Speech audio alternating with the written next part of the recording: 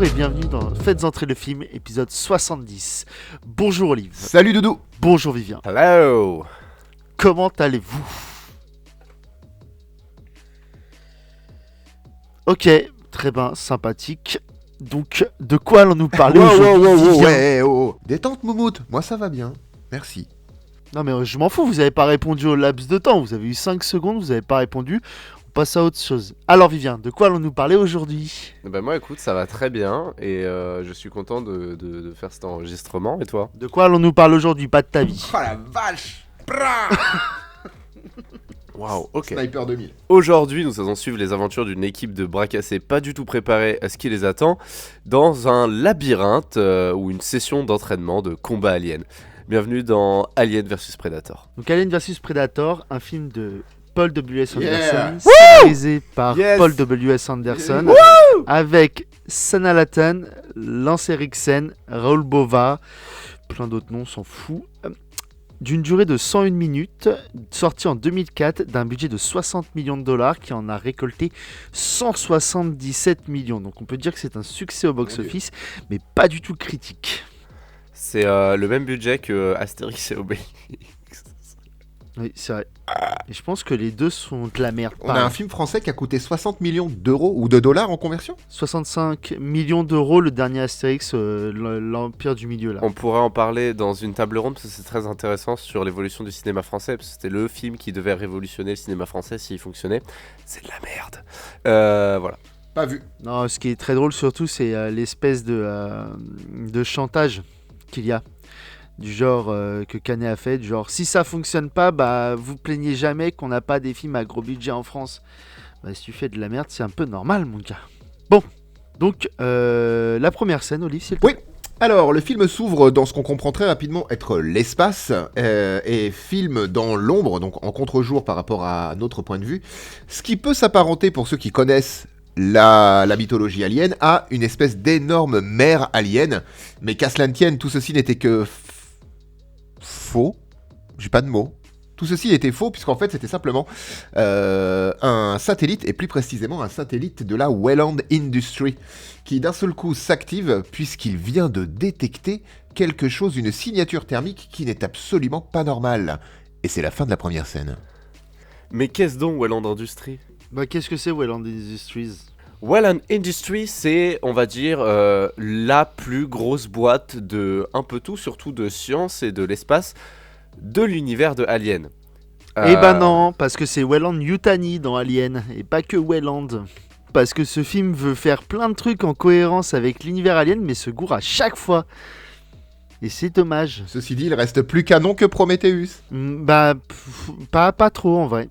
En fait, je trouve que ces références sont très mal abordées, mais c'est du Paul W.S. Anderson, quoi. Donc du coup, Ouais, mais depuis quand Bishop c'est Welland? Bishop c'est juste un concepteur. Hein.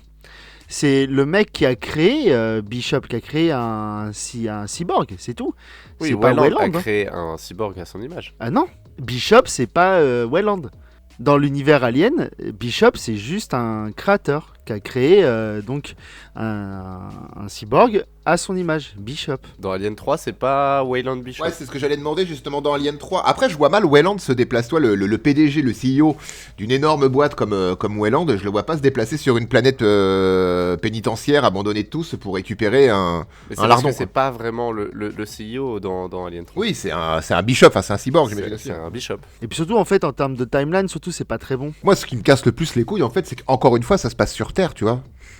Ça, déjà le truc le pitch démarrait très mal. Ça aurait très bien pu se passer ailleurs, quelque part dans la galaxie ou dans l'univers, peu importe, où t'as des aliens d'un côté, des prédateurs de l'autre, et tu mets l'humain hors de cause tout de suite. L'humain, elle a rien à foutre là à la base. Après, c'est pas trop mal amené dans le film. Le Predator est un alien qui a été découvert sur Terre. Que ce soit, on va dire, cinématographiquement, mais que, on va dire, dans l'univers du film, le Predator, c'est un alien qui vient sur Terre pour chasser. Oui, et en cela, ça le rend. Attention, pour moi, ça le rend déjà un peu plus canonique qu'un Prometheus, tu vois. Prometheus, je rappelle, se passe 27 ou 28 ans avant Alien, le 8e passager, et a une technologie qui est déjà 10 000 ans en avance sur le film qui est sorti plus tard. Donc, il est plus canon pour moi. Mais, point de vue perso, j'aurais apprécié que le film se passe ailleurs.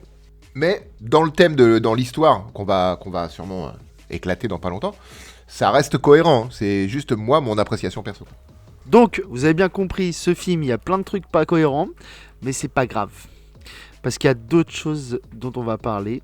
Et on va parler, premièrement,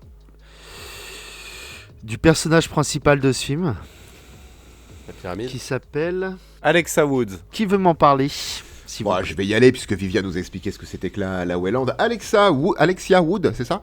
Personnage principal de film de Paul Dubell Anderson, encore une femme forte, c'est quelque chose qu'on retrouve souvent, je pense, dans sa filmo. C'est une... Et c'est pas Et Mila. c'est pas Mila, ouais, tout à fait. C'est une passionnée de... Enfin, c'est une alpiniste chevronnée qui sert aussi de guide et qui fait de guide, pardon, et qu'on a fait même son métier et qui va être débauchée par la Wayland Industries pour partir dans une opération et guider des gens dans un endroit très dangereux. Et elle a un sens moral et une éthique 100% focus sur ce qu'il faut faire et respecter les consignes. Je crois que c'est aussi la fille d'un haut fonctionnaire cadre de la Wayland Industries, si je ne me trompe pas. Non. Son père, c'était un alpiniste aussi. C'était un alpiniste et il est mort à cause du champagne qu'il a bu à 4400 mètres d'altitude. Parce qu'il a fait une embolie. Mais alors, c'est quoi son rapport avec la Wayland Industries? Il y en a pas, c'est juste que Mais c'est il y la en a meilleure pas. dans son domaine. Et que son père était connu. C'est la meilleure. Ah, ok. Elle a 25 ans, mais c'est la meilleure des meilleures. C'est pareil, je capte pas, mais bon, c'est pas. Ensuite, nous avons Sébastien De Rosa, archéologue Sebastian italien. De Rosa, c'est un archéologue qui cherche les capsules de bière et de Pepsi Cola en Égypte. Et c'est le love interest de donc Alexa Wood. Parce que Ouais. bon, il fallait bien en foutre un peu parce que. Vite Ah fait. punaise, je l'ai pas senti du tout, moi. Ça va. Ah bah si, moi je l'ai ultra senti, ça m'a ultra cassé les couilles. Surtout que le vrai love interest de Alexa Woods, Bah, c'est le Predator, quoi. Et donc le dernier personnage qui est joué par Lance Henriksen, Charles Bishop Wayland, on en a déjà parlé, c'est le mec qui a un cancer. Mais vu que c'est Wayland, il veut découvrir des c'est trucs. le mec qui Et a donc, commencé. bam, c'est lui, il va décider de claquer de la thune pour aller trouver une pyramide au pôle Nord ou au pôle Sud, je me rappelle plus. Là où il fait froid, quoi, de toute façon. Moi, c'est le bon point du film, hein, pour moi. Hein. J'étais content de retrouver le comédien qui a campé Bishop dans Alien 2 et 3. C'était cool. C'était... Il est pas mort, lui, d'ailleurs. Je n'en ai aucune idée. Non, Mais en tout Non, cas, il est toujours il en est, vie, hein. il est vieux et il aurait fait un excellent Wayland dans Prometheus. Pourquoi avoir été chercher Guy Pearce? Je ne me l'expliquerai jamais. parce que c'est Bishop, encore une fois. Et que, comment il s'appelle, l'autre Scott, il voulait carrément... Enfin, il a fait en sorte que tout ce qui soit sorti après Alien n'existe pas, donc il va pas aller chercher... Oui, les non, c'est vrai. acteurs. c'est- Bishop n'existe pas dans Alien. Oui, oui, et il a déclaré que tout ce qui se passait après son film n'était pas canon, hein, tout à fait. Donc les seuls qui sont canons, c'est Alien, Prometheus et Covenant. Oh là là. On oublie tous les autres films, on oublie toutes les bandes dessinées, on oublie tous les comics, on oublie tous les livres, on oublie tous les jeux vidéo, on oublie toutes les musiques. Et le plus drôle, c'est que c'est même pas lui le scénariste originel. Donc moi, c'est ça qui... Je trouve Dan ça- O'Bannon et je sais plus qui, j'arrive pas à Moi, retenir. c'est ça que je trouvais ultra drôle. C'est juste un réal qui a décidé que tout ce que lui, il avait pas fait, bah, c'était pas dans l'univers. Sauf que moi, c'est pas toi qui l'a lancé, l'univers. Après, on en a parlé un peu, notre petit Ridley. C'est que Ridley, bon, c'était une époque où il n'était pas forcément très bien dans sa vie et dans sa Oui, tête. mais- Maintenant, ça oui. va un peu mieux. Oui. Bah, suffit de voir la gueule de ses nouveaux films. Par rapport à sa gueule des films qu'il a fait entre 2005 et 2015. Quoi. Enfin, Covenant, il est pas si vieux que ça. Il pue du cul aussi. Hein. Ah, il pue encore plus du cul que Prometheus. Ouais. Mais bon, on n'est pas là pour parler de Scott. On est là pour parler d'Anderson. Waouh, Pas mieux. C'est passé encore mieux. Change. Et, alors, en plus d'être un mauvais réal, Anderson, c'est un très mauvais scénariste. Mais on va vous prouver pourquoi tout de suite. Eh ben, j'aimerais rebondir là-dessus, parce que, alors, on est tous d'accord, enfin, moi en tout cas, je suis d'accord avec toi, c'est un très mauvais scénariste. Parce que t'as l'impression que c'est un enfant de 15 ans qui t'a donné un stylo ou un clavier pour composer et écrire quelque chose. Mais en termes de réalisation, je trouve qu'il a, dans tous ses films, il y a toujours une bonne idée à un moment qui est très bien réalisée, et après, t'as le reste. Moi, je suis pas d'accord. Donc, on va pas. Resident Evil, sur tous les Resident Evil qu'il a fait, moi, je ne vois aucune bonne idée. Hein. Et, Idée de mise en scène et de réalisation. C'est tout, hein. Pas de scénario Oui, toujours. mais non, mais je ne vois pas de bons trucs. Ah, c'est peut-être des trucs après qui C'est- fonctionnent que sur moi, hein, mais. Ouais, bah oui, donc ça en fait un bon réalisateur pour toi. Oh non, j'aime Paul W. Non, mais je Anderson. trouve que- Non. Je trouve que Paul W. Sanderson est comme un réalisateur très intéressant parce que on a beau dire qu'il fait de la merde, il en fait encore, et il y a bien une raison pour ça. C'est que derrière, il y a quand même des studios qui donnent des projets, ou Ouais, donnent enfin, de l'argent à Enfin, la WS. société de production, elle lui appartient un peu, Constantine Film. Oui, Donc, mais- ça aide un peu. C'est comme Uwe Boll. Uwe Boll a réussi à faire plein de films, pourtant, c'est pas un. mais là, c'est Ouais, je veux dire, c'est incomparable. pas. Bah, si, en vrai, si, un peu. Hein. Ouais, quand même, W.S. Anderson. J'ai une petite tendresse pour lui, parce que ses films me font bien marrer, quoi. Ah, mais je suis pas sûr que c'est l'effet escompté par Anderson. Hein. Je sais pas comment lui se voit, toi, par exemple, Anderson. Est-ce qu'il se considère comme un génie, un précurseur, ou juste Je pense pas. ou juste un mec bankable? Je pense qu'il est juste bankable. Parce que bon, Monster Hunter, pardon, Ouais, mais ça, c'est un de ses pires films, je pense. Les Trois Donc, Mousquetaires. Je l'ai pas Il vu. y a des bateaux qui volent. Ouais, c'est bien de la merde. Ok. Et pourtant, il y a un gros cast. Hein. Les Trois Mousquetaires, d'après l'œuvre d'Alexandre Dumas, il y a des bateaux qui volent. Bah, bien sûr. Mais t'as pas lu la page 87? Et puis surtout, il y a Versailles sous Louis XIII. Moi, c'est plus ça qui me choque. Hein. Donc Anderson, bon réalisateur pour Olive, mauvais Ah pour non, moi. non, non, On va ouais, pas ouais. se mettre d'accord. On passera par autre Ouais. chose. Non, tu m'as dit à chaque fois, il faisait des trucs super de mise en scène, très bien réalisés. Donc là, dis-moi dans ce film. Alors, Paul W.S. Anderson a un problème avec les plans 3D Ah, aussi. mais tellement. Il adore en foutre ça. Il en met partout. Et ça me rappelle Resident Evil 1 avec le Hive. Et ben là, on a ça aussi avec la Pyramide. pyramide. Ah oui, alors juste pour parler un peu du scénario quand même. Ah oui, c'est vrai, il y a un scénario. Avant Mais de oui. cliquer le film, on va parler un peu de ça. Alors, comme tu as dit lors de la première scène, il détecte une enveloppe, enfin quelque chose de chaud en Antarctique, je crois. Et donc il se demande ce que c'est, et puis il se rend compte que c'est une pyramide, donc il décide d'y aller, de concocter une équipe avec les meilleurs foreurs du monde, ce qu'on sait que c'est pas vrai parce qu'ils sont sur Armageddon. Et en plus, ça peut être les meilleurs foreurs du monde, on s'en fout, vu qu'ils ont 3 lignes de dialogue, plus ou C'est moins. à peu près ça. Ouais.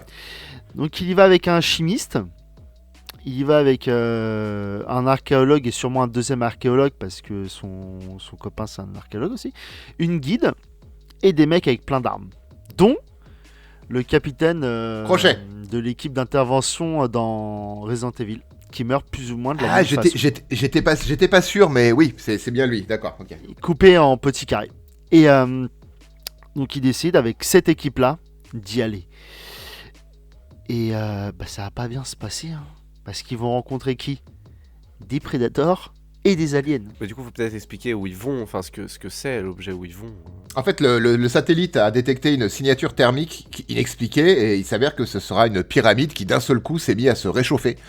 Sans aucune explication. Et comme Weyland le dit, ce n'est pas le seul à arpenter le ciel avec ses satellites. Et il veut être le premier sur place, vivre un dernier coup d'éclat parce qu'il sait que de toute façon il est condamné. Comme dans Prometheus, ils forment la meilleure équipe qui ne se connaissent pas, qui n'ont jamais bossé entre eux et qui ne savent pas trop sur quoi ils s'engagent. Et ils se rendent sur une toute petite île abandonnée par des colons en 1900, je crois, un truc comme ça, 1900 ou 1918. 1904. C'est exactement ce que j'ai pas dit. Où tout est blanc. Ça a été vraiment les accessoires ont été peints en blanc pour faire croire que c'était de la glace. Enfin, le polystyrène. Hein, parce que, Oui, le polystyrène était déjà blanc. Ils l'ont laissé un peu comme ça. Ils ont mis une petite laque dessus. Et voilà où on en est quand les prédateurs vont débarquer et réveiller les aliens. Et oui, parce que tous les 100 ans, donc c'est sur cette petite île et cette petite pyramide, tous les 100 ans, des prédateurs viennent. Une reine, une pondeuse alien est réveillée. Elle pond un peu, tac, tac, tac. Hop, bagarre. Et c'est censé être un... Bon, c'est une bar mitzvah, quoi. Ouais, c'est le passage à l'âge adulte des prédateurs qui deviennent de petits prédateurs à prédateurs chasseurs. C'est ça, c'est pour être digne de porter le masque du Predator et faut savoir tuer un alien, quoi. Bon, on va se rendre compte qu'ils n'étaient pas très bien préparés, les prédateurs, quand même. Mais faut voir ça comme des enfants qui font leur je sais pas mettre ça correctement. Eh ben, ils ont pas le pas léger, les c'est des enfants. enfants. Bah, c'est le passage à l'âge adulte. C'est Mais, ça. C'est comme, ce mais qui est c'est très comme dans drôle, les tribus, en fait. C'est comme Ouais. dans certaines tribus, c'est tu bats ça et une fois que tu l'as battu, bam, t'es un homme. Quand tu te rends, en fait, tu te rends surtout compte que si les prédateurs n'y arrivent pas, c'est une question de timing. Parce que les humains foutent un peu le sbeul, parce que je pense que normalement les prédateurs ont le temps d'aller chercher leurs nouvelles armes, qui sont les canons laser là. Sauf que là, ils les ont pas. Donc ça devient plus C'est compliqué. ça, en fait, dans la pyramide, il y a des armes, le fameux laser qu'ils portent sur l'épaule, là en l'occurrence des prédateurs, qui sont dans la pyramide, et le but c'est que quand l'alien commence à pondre et que les facehuggers commencent à arriver, etc., les prédateurs ont largement le temps de s'équiper, et après c'est une chasse dans la labyrinthesque pyramide. On va pas réexpliquer tout ce qui est facehugger, chestbuster, tout ça. Vous pouvez aller voir notre épisode sur Alien Prometheus. On vous explique tout ça très bien, mais en gros, c'est les xénomorphes, quoi. C'est ça. Et donc, les humains rentrent dedans et on peut quand même se dire que ces humains sont à peu près claqués au sol quand même. Bah, ils sont plus ou moins nuls, surtout que... Plus ou moins, ouais. Plus que moins quand même. Plus que moi. C'est-à-dire que, en fait, pressé par le temps de la découverte, Weyland refuse catégoriquement qu'il se prépare correctement. Et en soi, oui et non, parce que bon, ils vont pas se préparer pour tuer des aliens, parce que sinon, scénario à base de scénarium. Mais il faudra quand même qu'ils se préparent, quoi. Et Alexa Woods le dit très bien. Là, votre équipe, elle survit pas si on va comme ça, s'ils sont pas préparés. T'amènes des sortes de militaires, t'amènes n'importe quoi, ça a pas de sens. Tu peux pas amener une équipe comme ça dans la vérité véritable de la vraie vie, dans un endroit aussi clos, jamais ouvert, sans mener des tests et tout ça, c'est impossible. Non, mais ça, c'est parce qu'après, le film n'a pas le temps en plus. Mais en vrai, bon, il y a les militaires, mais même les militaires, très rapidement, tu comprends qu'ils sont pas très efficaces.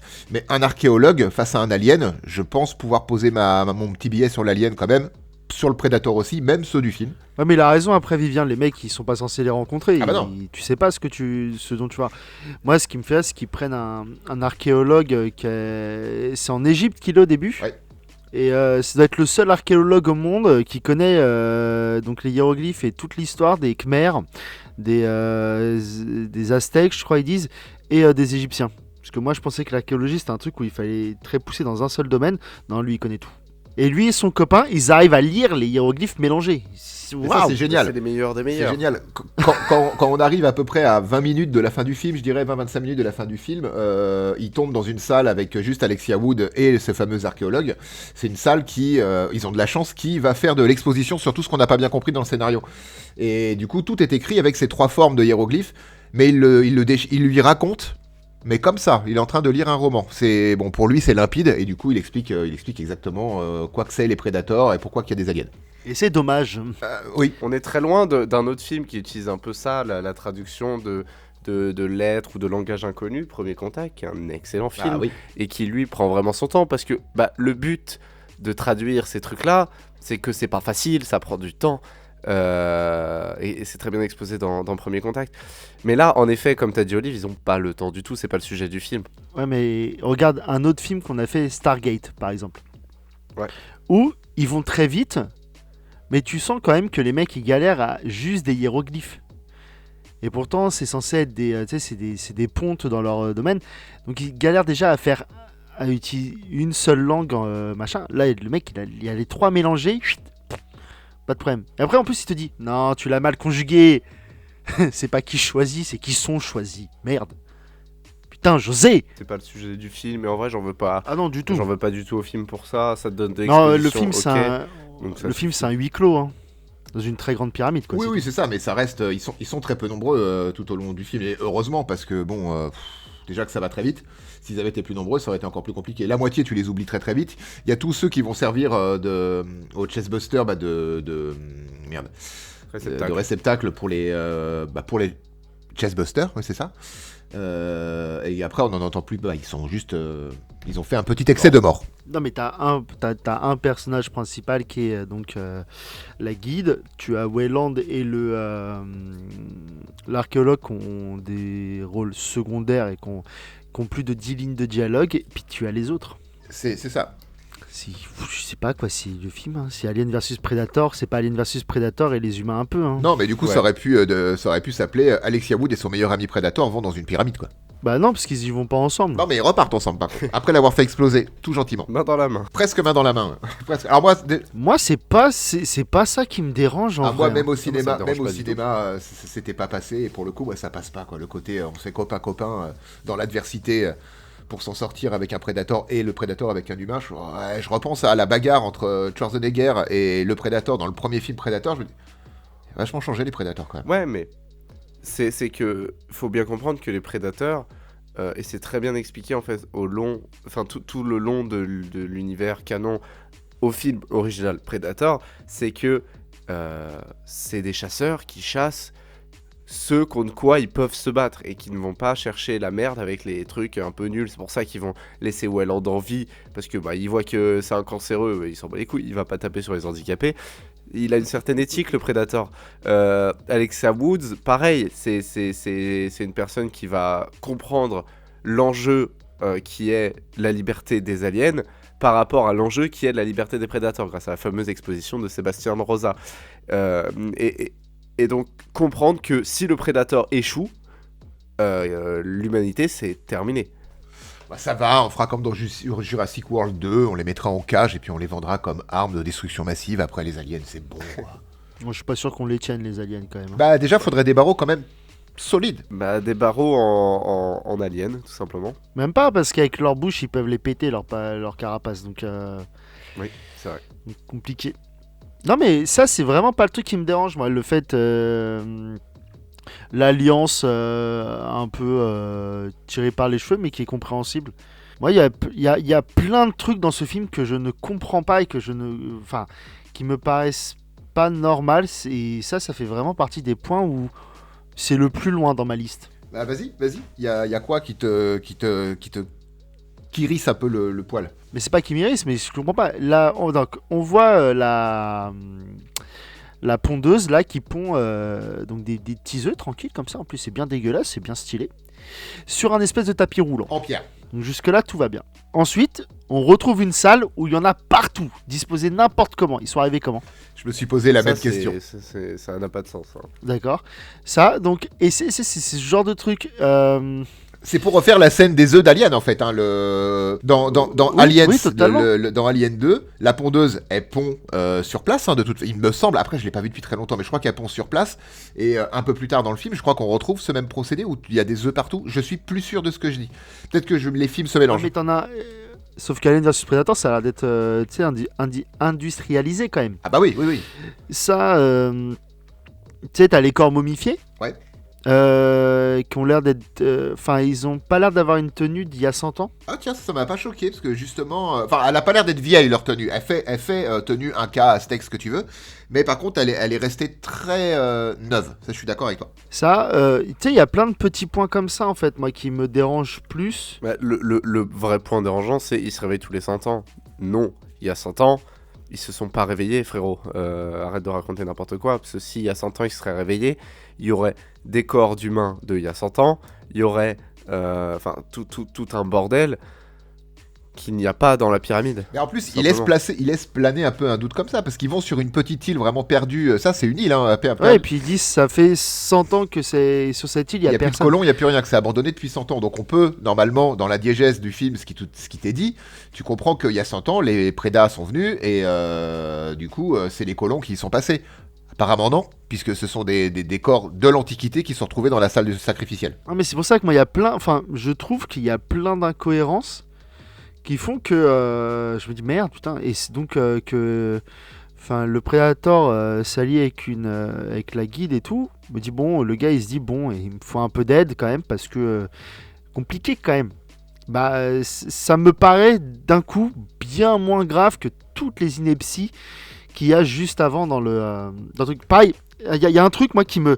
Si vraiment j'ai rigolé, j'ai fait elle est guide, mais moi alors je suis quoi? Je suis guide master suprême.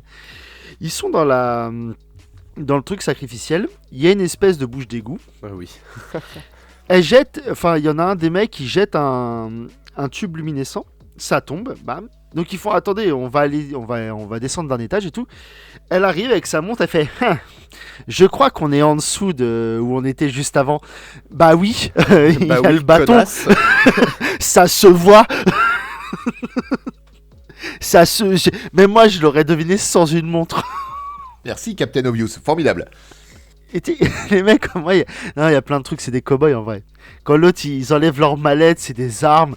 Tu te dis, mais baladez-vous directement avec des armes, ça a quoi de se balader? Oui, pourquoi ils cachaient leurs armes en fait parce que c'est grave. Comme si la guide allait dire, ah bah non, les armes quand même, Il faut pas en prendre. En plus, elle en parle avec une autre. Elle dit c'est comme un préservatif. Vaut mieux en avoir un et pas l'utiliser plutôt que quand t'en as besoin, t'en aies pas. Ouais, mais Allez, tu vois, hop. ça je comprends pas bien.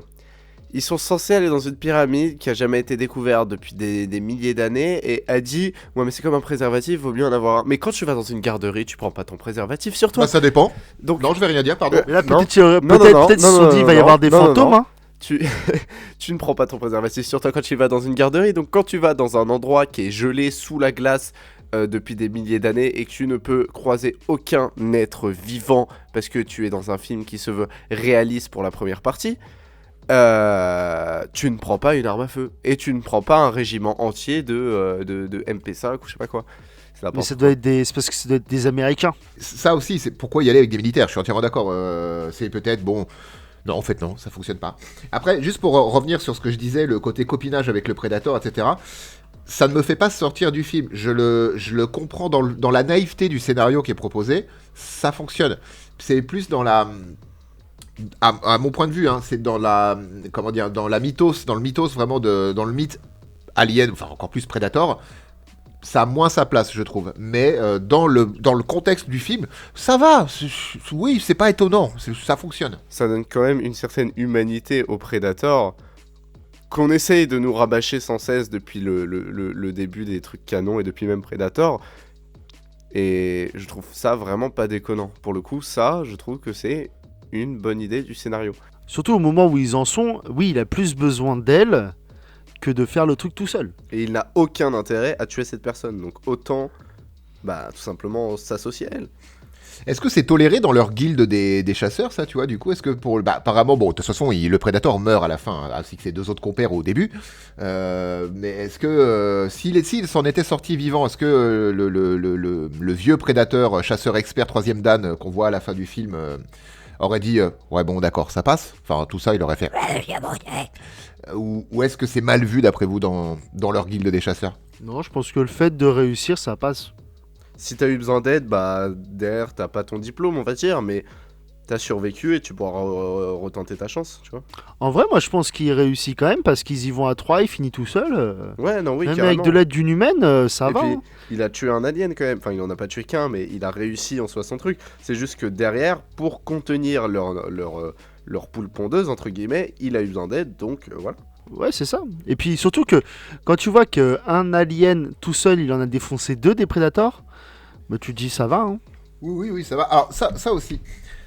Dans ce film-là, on va être confronté à la scène de toute fin de film, qui est avant le générique quand même, à la naissance d'un prédalien, puisque le Predator qui va faire copain-copine avec, copain-copain avec Alexia. Et personne s'en est rendu compte de ça. Bah non, mais là, en fait, tu le vois, Ouais, c'est qu'à un moment ça, donné, je il enlève comprends son casque pour se faire sa petite cicatrice, c'est rituelique, hein, c'est-à-dire qu'il tue un alien, il récupère la griffe d'un alien, il se fait une petite entaille avec l'acide de la griffe sur son front, c'est la marque, c'est un marquage initiatique. Et évidemment, à ce moment-là, il enlève son casque pour faire son bazar, il y a aidez-moi, il y a un facehugger qui sort de nulle part, parce que ça se déplace, ces petites bêtes, sort de nulle part, lui saute. On voit qu'il va lui sauter à la gueule et il y a un fondu au noir, on passe à une autre scène où on suit les humains. Je ne comprends pas qu'on oublie cette scène. Alors, elle est furtive, d'accord, mais tu sais très bien, en tant que spectateur, il n'y a pas de surprise normalement. C'est juste, en fait, le vrai problème, c'est que les Predators ont une vision.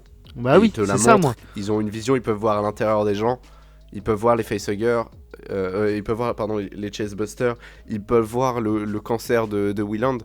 Donc comment le chef Predator, les infirmiers, tout ça, quand ils inhument le corps, entre guillemets, n'ont pas, avec leur casque, cette vision-là. Ils ont leur casque à ce moment-là, je me souviens. Oui, si, en tout cas, le chasseur troisième Dan, à la fin, il a son casque. Non? Je sais plus.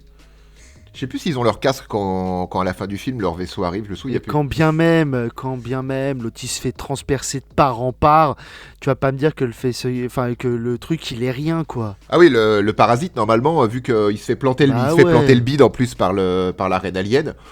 Ouais, normalement, le parasite, bon, voilà, c'est fini quoi. Non, c'est juste qu'on s'est dit pourquoi pas faire un 2 et puis et pour le coup le 2 lui c'est vraiment une grosse bouse hein. Ah, il y a rien qui tient dans le 2. Alors, il apporte quelque chose au Predator, c'est qu'on en apprend un peu plus sur les animaux de compagnie, parce qu'il y a des chiens Predator. J'avais trouvé ça un peu cool. dans le 2, et surtout le mode de reproduction du pré d'alien qui va choisir les femmes enceintes puisque il peut pondre plusieurs embryons qui vont se nourrir du fœtus. J'avais trouvé ça plutôt cool. Et c'est tout. Plutôt dégueulasse. Est-ce que vous avez remarqué que dans la réalisation de ce film, il n'y a jamais un plan qui va durer genre plus de 10 secondes? C'est une succession de cuts et toutes les scènes de combat entre... T'es là pour voir des aliens qui affrontent des prédateurs, ou vice-versa. Mais toutes les scènes de combat déjà sont quand même un peu molles parce que les mecs dans leur costume de prédateur étaient patos, beaucoup.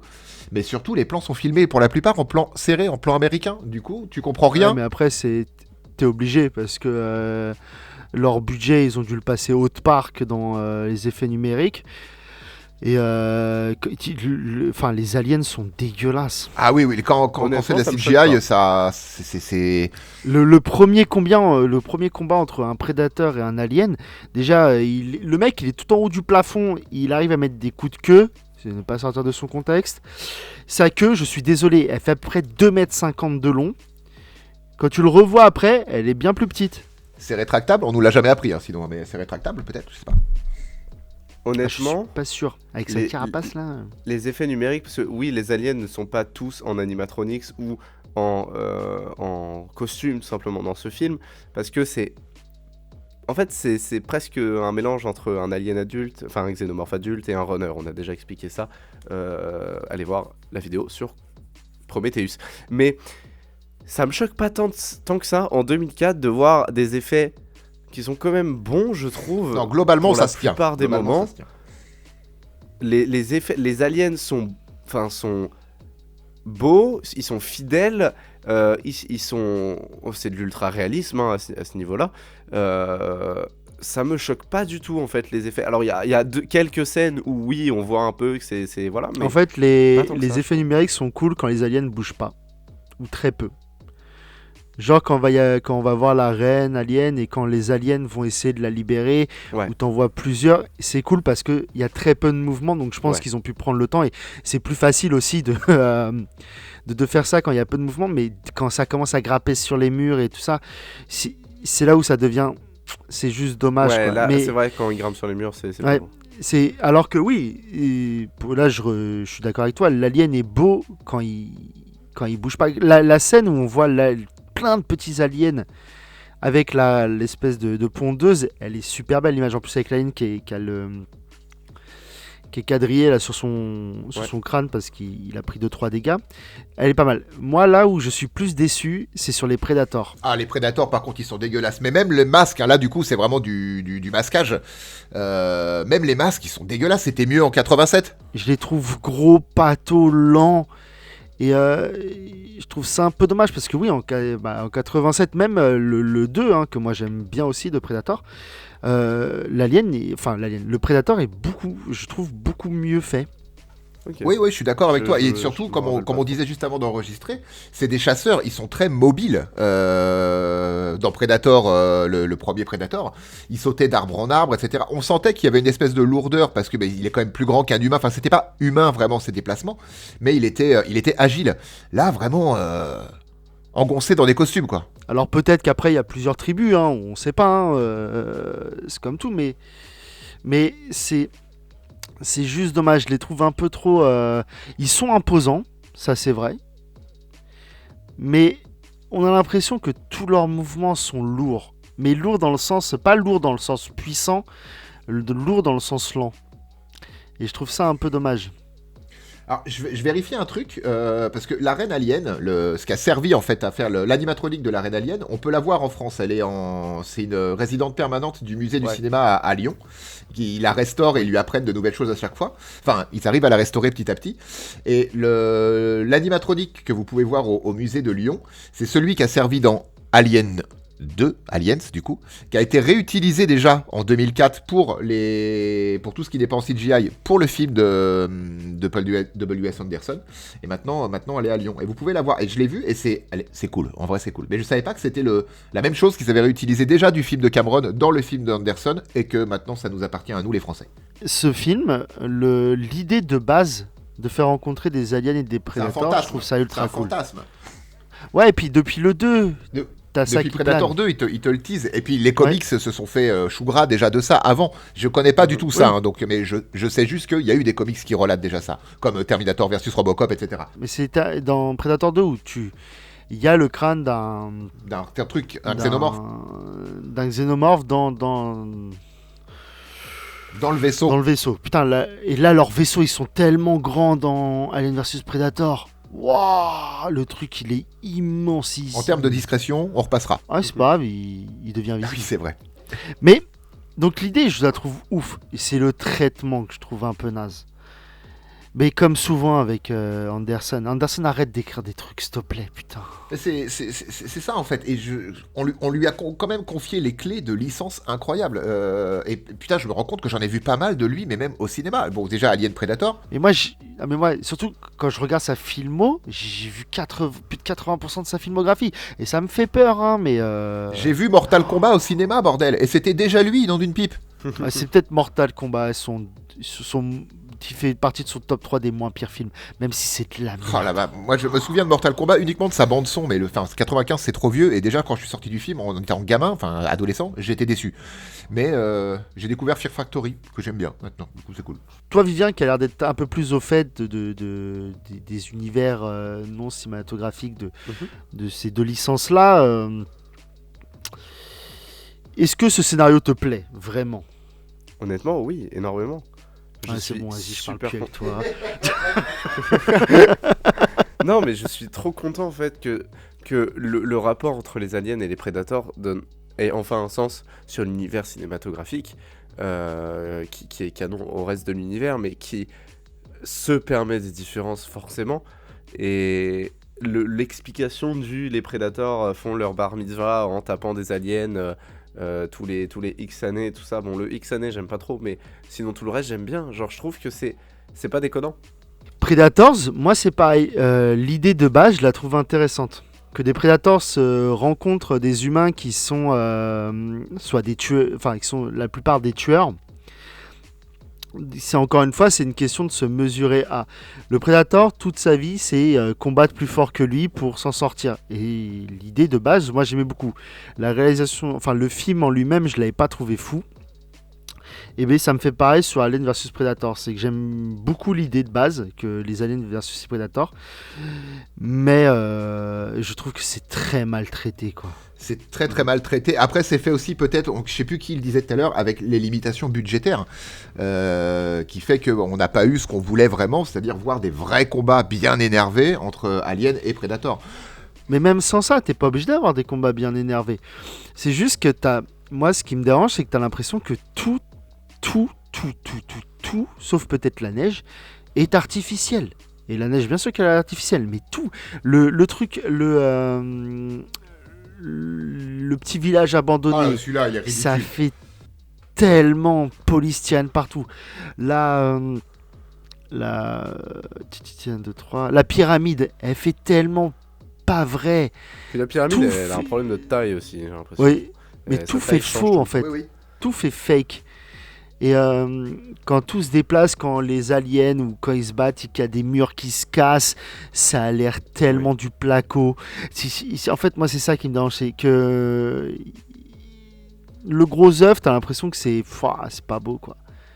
Et je peux comprendre, t'as que 60 millions de budget. 60 millions de budget, c'est pas beaucoup. Bah, vu que t'as beaucoup d'animatroniques déjà, ça coûte une blinde, et la CGI derrière, t'en as quand même à foison, et il y a énormément de plans truqués dans le film, je pense. Mais je pense que c'est pour ça qu'il n'y a pas d'acteurs connus. C'est bien que sûr. derrière, en termes de cachet, il n'y a personne à payer trop cher, mais c'est dommage. Je pense qu'aujourd'hui, il y aurait peut-être moyen de faire un truc plus beau, c'est sûr. Et pour beaucoup plus cher aussi. J'ai préféré Freddy Et, versus Jason quand même. What the fuck. Mais c'est de la merde Celui aussi. dans l'espace là Non, ça c'est Jason Non. X. Non, juste Freddy contre Jason, qui était teasé depuis des années aussi dans un vieux Vendredi 13. Faut arrêter les crossovers. Moi, j'ai préféré Batman versus... Non, c'est pas vrai. C'est pas vrai, ça aussi, c'est nul. Et non, mais je trouve ça dommage, moi, en fait, parce que je crois que je l'ai vu au cinéma, ce film, et j'étais pressé de le voir. Et j'ai dû aimer parce que mes souvenirs m'ont fait dire que c'était peut-être un des meilleurs films d'Anderson. Et là, en le revend, je me suis dit, oh là là, il y a plein de problèmes en vrai. Ouais, mais on se le disait hier en message encore, toi et moi. Nos souvenirs ont un peu embelli le film. Ouais, mais moi, ils embellissent tous les films que je regarde. À un moment donné, à chaque fois, je dis, ah, ce serait bien, c'est ce que dans mes souvenirs, c'était pas mal. Et je me dis, ah putain, Ah putain, ouais. c'était pas fou. Ouais, non, finalement. Amusez-vous à toutes les morts du film. Et il y en a quand même pas mal, toutes les morts humaines, je veux dire. Il y a toujours un plan de coupe. Ça se passe en 2 temps. Il y a la mort brutale, souvent transpercée par une lame de Predator, un truc comme ça. Et après, il y a un plan de coupe du cadavre qui tombe au sol. À chaque fois, vous pouvez mettre pause juste au moment où il y a le plan d'insert, le plan de coupe avec la tête du tué. Tu sens dans son regard qu'il dit mais qu'est-ce que je fais là ? Je comprends pas. Et vraiment, je l'ai regardé 2 fois, putain.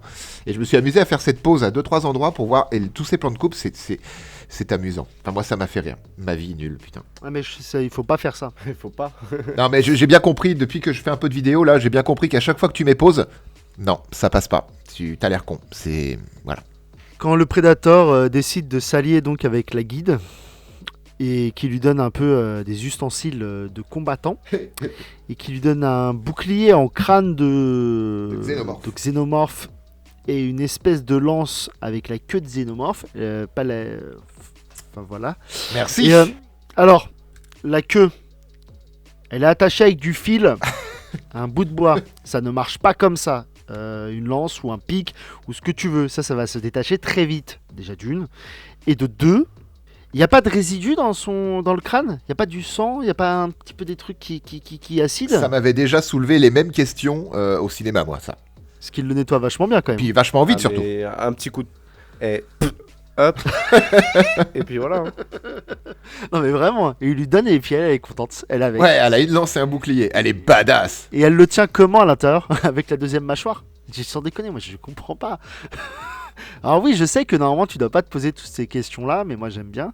Mais c'est en fait, le truc c'est que vu qu'on connaît Alien, on sait que leur sang c'est de l'acide sur tous nos matériaux, en tout cas humains connus, tu vois. Le tableau de Mendeleïev, c'est pas des jolis carrés de couleurs dans des cases. Et tous ces matériaux-là fondent au contact du sang d'Alien.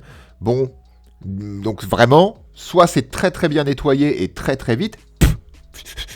Soit, voilà, mais c'est vrai qu'on devrait pas se poser ce genre de questions, mais vu qu'on connaît Alien, on est en droit de se les poser, parce qu'on attendait ça. Et c'est 2 licences dont les fans connaissent très très bien la mythologie. Donc du coup, oui, ils auraient dû insister un peu plus sur le ponçage du crâne. Ouais, puis surtout qu'il est pas très utile en vrai. Je suis même pas sûr qu'elle l'utilise. Je crois pas. Surtout qu'on sait qu'avec un coup de mâchoire, il le casse, les aliens. Autre chose, Alexia Wood, là, elle précise bien que faut honorer... Enfin, elle dit...